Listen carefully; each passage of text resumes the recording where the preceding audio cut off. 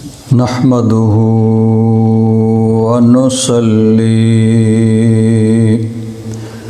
ونسلم على رسوله الكريم أما بعد فأعوذ بالله من الشيطان الرجيم بسم الله الرحمن الرحيم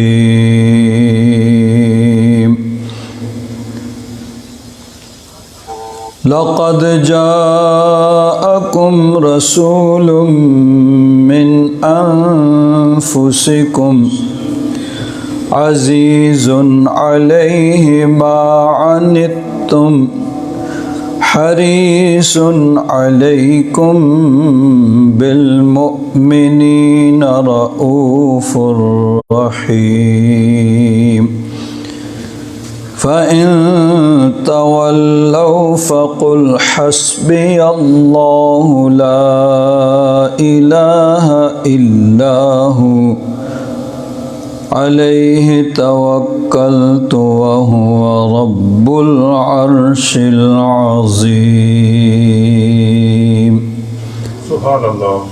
آمنت بالله صدق الله مولانا العظيم وبلغنا رسوله النبي الأمين الكريم ونحن على ذلك لمن الشاهدين والشاكرين والحمد لله رب العالمين. سبحان الله. إن الله وملائكته يصلون على النبي يا أيها الذين آمنوا صلوا عليه وسلموا تسليما. اللهم صل على سيدنا ومولانا محمد وعلى آل سيدنا ومولانا محمد وبارك وسلم صلاة وسلاما عليك يا سيدي يا رسول الله وعلى آلك وأصحابك يا سيدي يا حبيب الله. بلغ العلا بكماله كشف الدجى بجماله حسنت جميع خصاله صلوا عليه وآله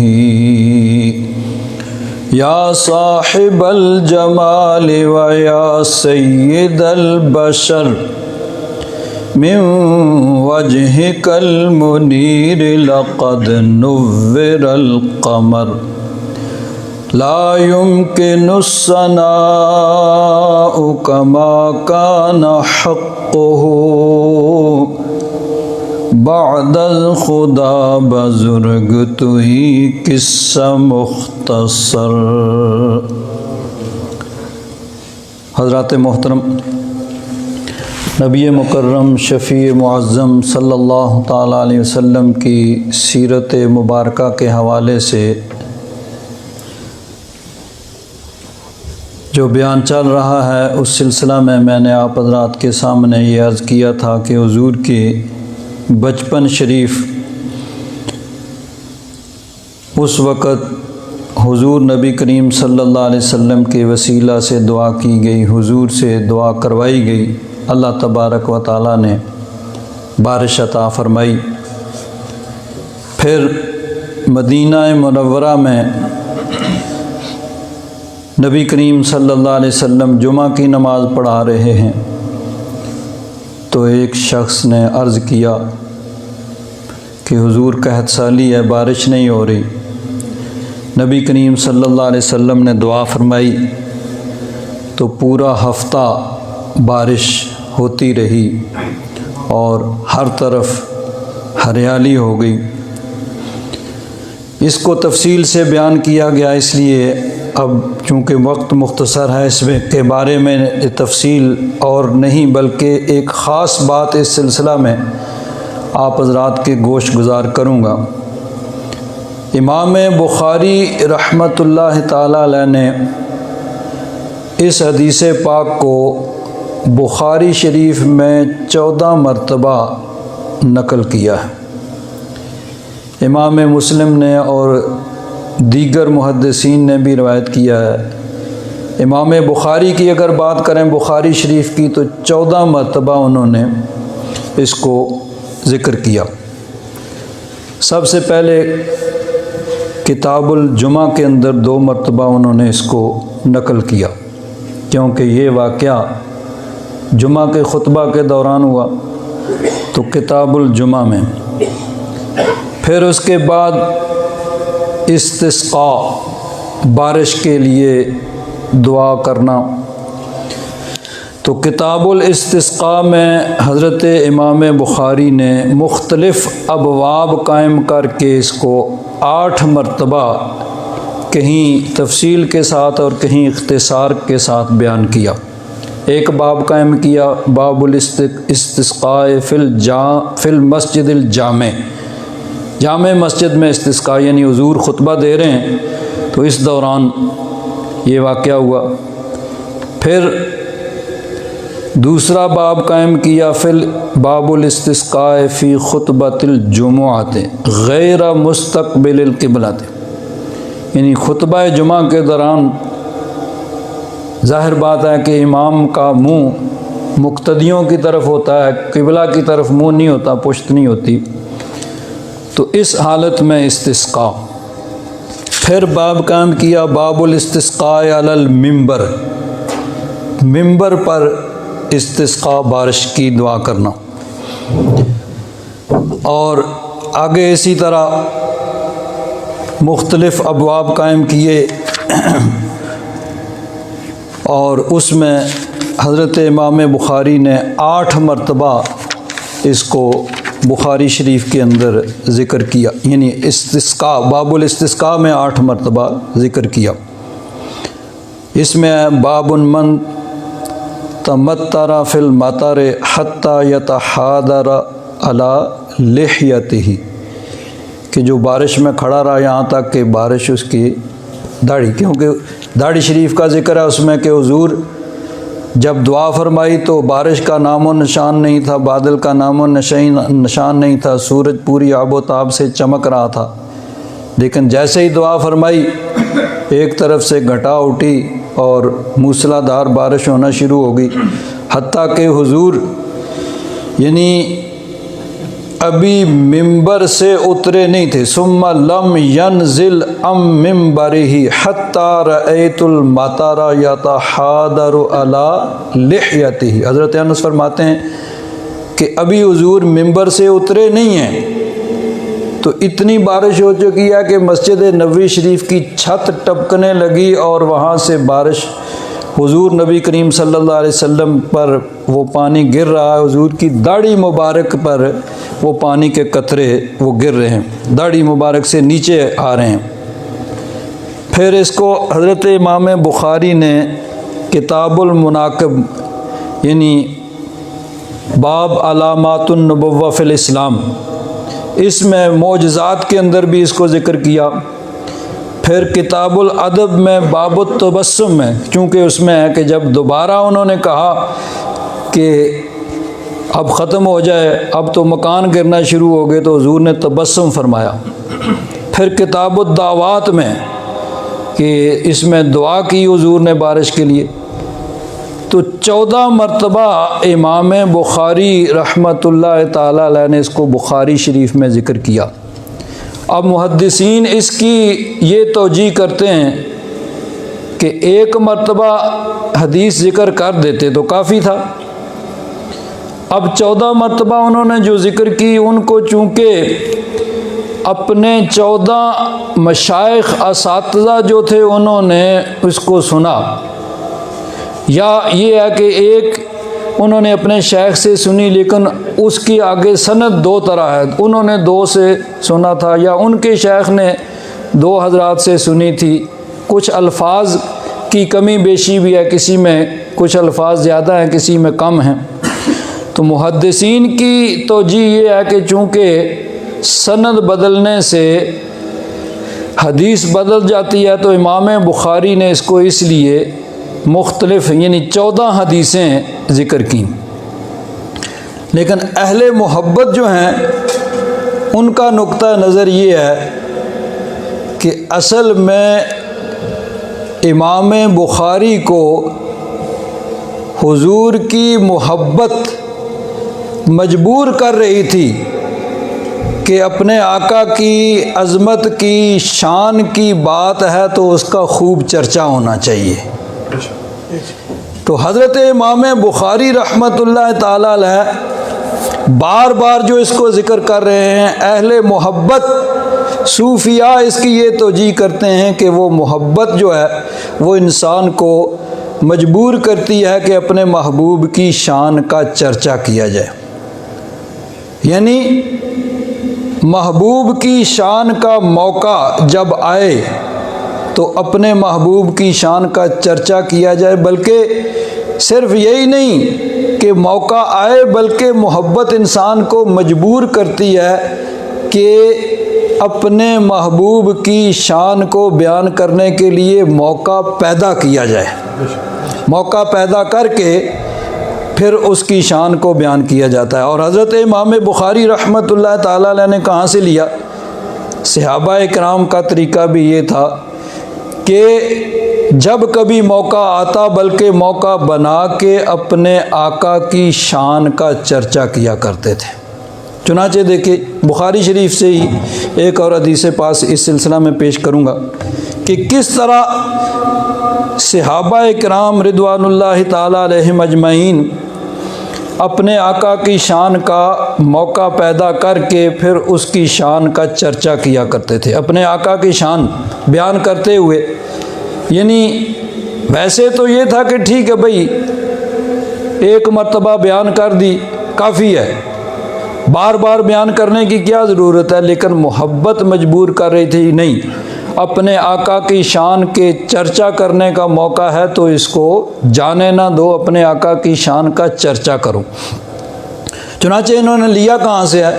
دیکھیے بخاری شریف میں حدیث پاک ہے، حدیبیہ کا موقع ہے، نبی کریم صلی اللہ علیہ وسلم جب عمرہ کی ادائیگی کے لیے مدینہ منورہ سے چلے، صحابہ کرام بھی ساتھ ہیں، کیونکہ جب مکہ سے ہجرت کر کے نبی کریم صلی اللہ علیہ وسلم مدینہ منورہ تشریف لائے تو اب مومنین کا مکہ شریف میں داخلہ ممنوع ہے، کوئی مکہ میں نہیں جا سکتا، حج نہیں کر سکتا، عمرہ نہیں کر سکتا، طواف نہیں کر سکتا، ممنوع ہے۔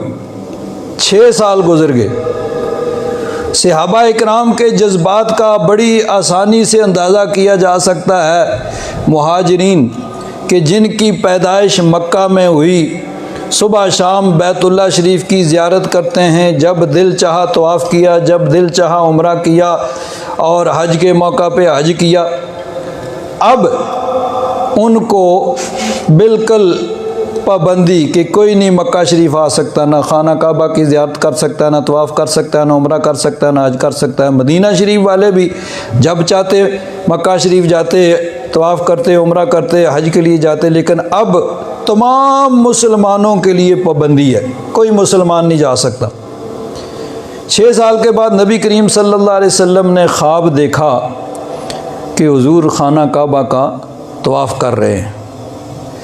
نبی کریم صلی اللہ علیہ وسلم نے خواب بیان کیا صحابہ کرام سے، تو ان کے بھی جو جذبات مچلنے لگے، کیونکہ نبی کی خواب وحی الہی ہوتی ہے، اللہ تبارک و تعالیٰ کی طرف سے وحی ہوتی ہے، تو صحابہ کرام جان گئے کہ اب وہ موقع آنے والا ہے کہ ہم مکہ شریف جائیں گے اور بیت اللہ شریف کا طواف کریں گے، عمرہ کریں گے۔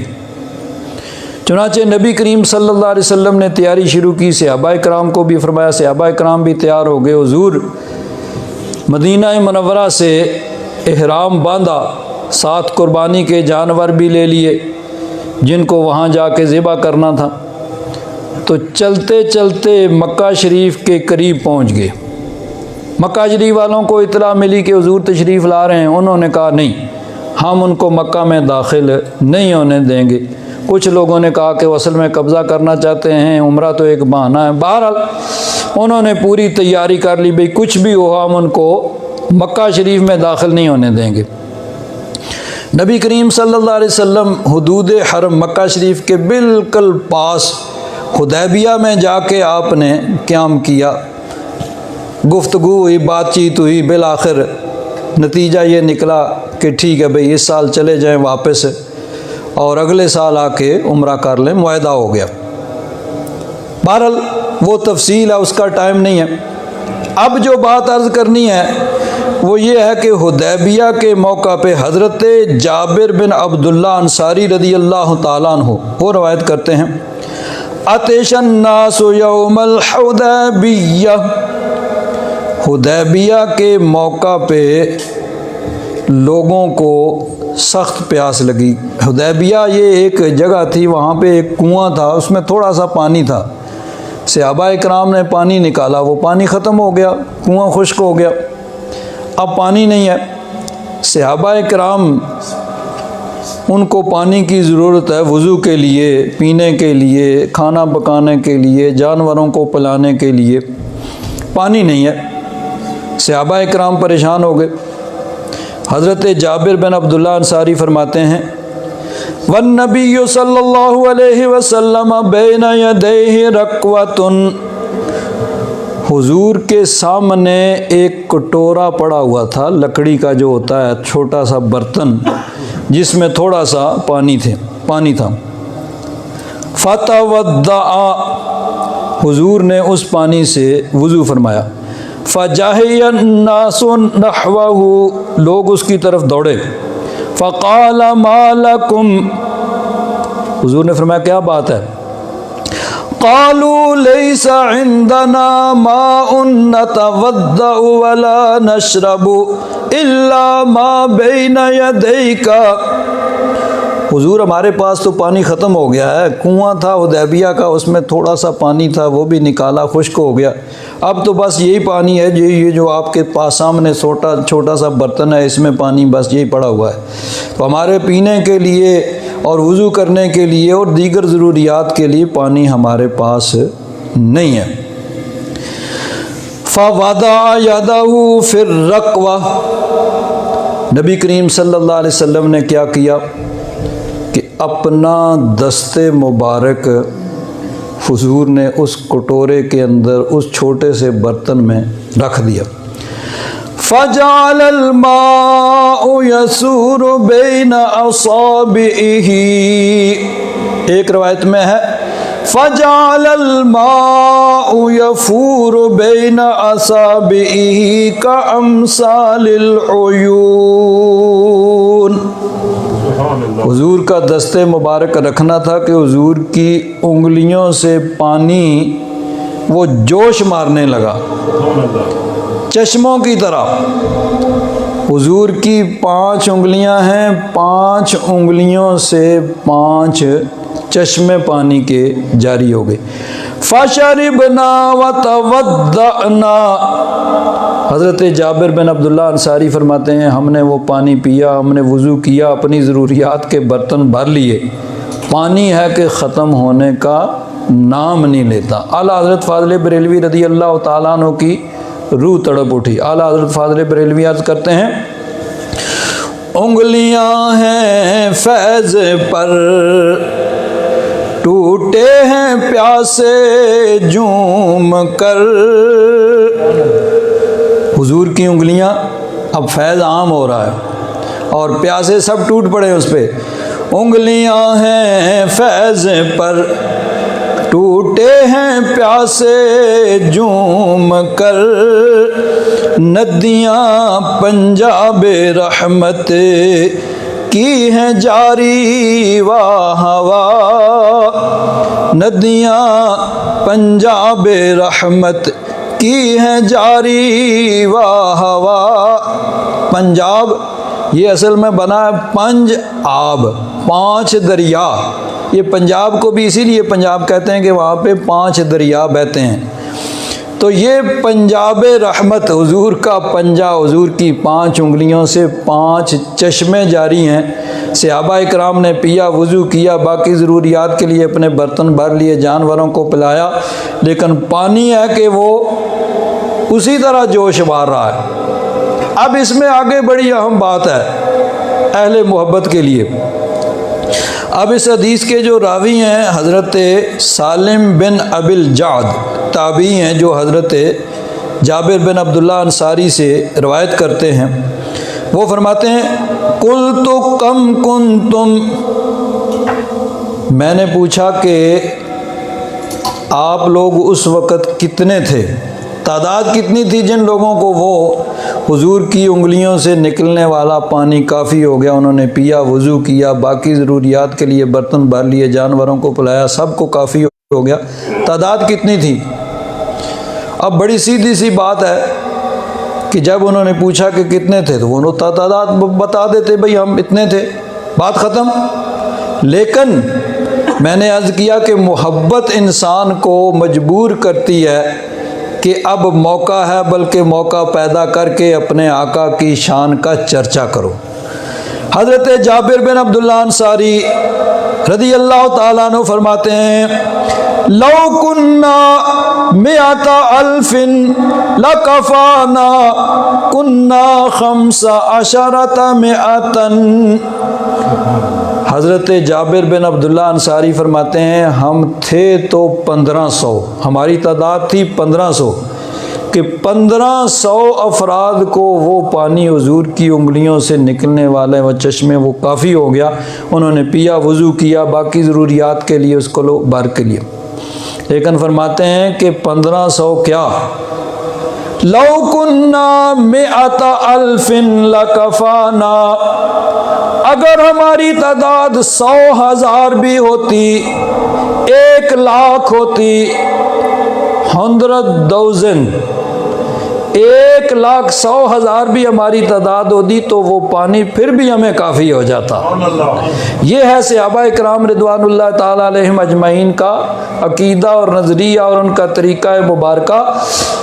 کہ سوال تھا کہ کتنے تھے، جواب بڑا سادہ تھا کہ ہم 1500 تھے، لیکن نہیں، محبت مجبور کر رہی ہے کہ اپنے آقا کی شان کا چرچا کا موقع۔ انہوں نے کہا 1500 تھے، لیکن اگر ہم 1,00,000 بھی ہوتے تو پھر بھی ہمارے لیے وہ پانی کافی ہو جاتا۔ اور صحابہ کرام نے بھی کہاں سے لیا ہے کہ نبی کریم صلی اللہ علیہ وسلم کی شان کو تو خود رب العالمین قرآن پاک میں بیان فرماتا ہے، اپنے محبوب کی شان کا چرچا کرتا ہے۔ بلکہ اہل محبت عارفین تو یہ کہتے ہیں کہ قرآن پاک کی ہر صورت، ہر آیت، ہر لفظ، ہر حرف نبی کریم صلی اللہ علیہ وسلم کی شان کے اندر اللہ تبارک و تعالیٰ نے نازل فرمایا ہے۔ عارفوں کے بادشاہ حضرت سرکار میاں صاحب رحمۃ اللہ تعالیٰ علیہ فرماتے ہیں زیراں زبراں شدہ مداں، صورتوں کی بات نہیں ہے، رکوعوں کی بات نہیں ہے، آیات کی بات نہیں ہے، الفاظ کی بات نہیں ہے، حروف کی بات نہیں ہے، بلکہ زیر زبر پیش جزم شد مد سب کچھ حضور کی شان میں اللہ تعالیٰ نے نازل فرمایا ہے۔ زیراں زبراں شداں مداں شان نبی وچ آئیاں، آما لوکاں خبر نہ کائی، خاصا رمضان پائیاں۔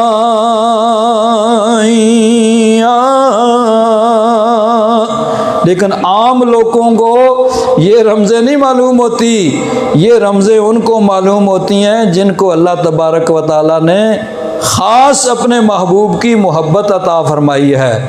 تو اگر کسی کو قرآن پاک کی کسی آیت کے اندر یا کسی حدیث میں نبی کریم صلی اللہ علیہ وسلم کی شان میں کوئی نقص نظر آتا ہے تو اس کو اپنے ایمان کی فکر کرنی چاہیے۔ اللہ تبارک و تعالیٰ نے تو اپنے محبوب کی شان میں قرآن پاک نازل فرمایا، اور کسی کو اس میں کوئی نقص نظر آئے کہ اس آیت سے یہ معلوم ہوا کہ یہ عیب تھا، یہ نقص تھا، یہ علم نہیں تھا، یہ اختیار نہیں تھا، یہ نہیں تھا، تو یہ اپنے ایمان کی فکر کرنی چاہیے۔ اگر انسان کو یہ سوچ آتی ہے، اللہ تبارک و تعالیٰ نے تو اپنے محبوب کی شان میں ساری چیزیں نازل فرمائی ہیں، اور ہم اسی لیے اپنے آقا کی شان کو بیان کرتے ہیں کہ محدثین کا 1400 سال سے یہی طریقہ ہے، اور صحابہ کرام کا بھی یہی، ان کی بھی یہی سنت ہے، اور سنت الہیہ بھی یہی ہے کہ اللہ تبارک و تعالیٰ نے بھی سارا قرآن پاک اپنے محبوب کی شان کے اندر نازل فرمایا ہے۔ اور اللہ تبارک و تعالیٰ نے اپنے محبوب کو تو ایسے اوصاف، ایسی خوبیاں عطا فرمائی ہیں کہ جن کی انتہا کو مخلوق جانتی ہی نہیں ہے، وہ دینے والا رب العالمین جانتا ہے جس نے وہ شانیں عطا فرمائی۔ اسی لیے اعلیٰ حضرت فاضل بریلوی رضی اللہ تعالیٰ عنہ عرض کرتے ہیں، یا رسول اللہ، یا حبیب اللہ، تیرے تو وصف عیب تناہی سے ہیں بری۔ بڑے بڑی خوبیاں لوگوں میں ہوتی ہیں، لیکن اس خوبی میں ایک خامی یہ ہوتی ہے کہ ایک مقام پہ جا کے وہ خوبی ختم ہو جاتی ہے۔ لیکن اللہ تبارک و تعالیٰ نے اپنے محبوب کو وہ خوبیاں عطا فرمائیں کہ جن کی انتہا بھی خود رب العالمین ہی جانتا ہے، مخلوق ان کی انتہا کو نہیں جانتی۔ تو مخلوق کے اعتبار سے وہ لامتناہی ہیں، رب العالمین ہی بس جانتا ہے۔ تیرے تو وصف عیب تناہی سے ہے بری، حیران ہوں میرے شاہ میں کیا کیا کہوں تجھے۔ اور بات کہاں ختم کی؟ آخر رضا نے ختم سخن اس پہ کر دیا، خالق کا بندہ خلق کا آقا کہوں تجھے، خالق کا بندہ خلق کا آقا کہوں تجھے۔ اللہ تبارک و تعالیٰ اپنے محبوب کی سچی محبت عطا فرمائے۔ وآخر دعوانا الحمدللہ رب العالمین۔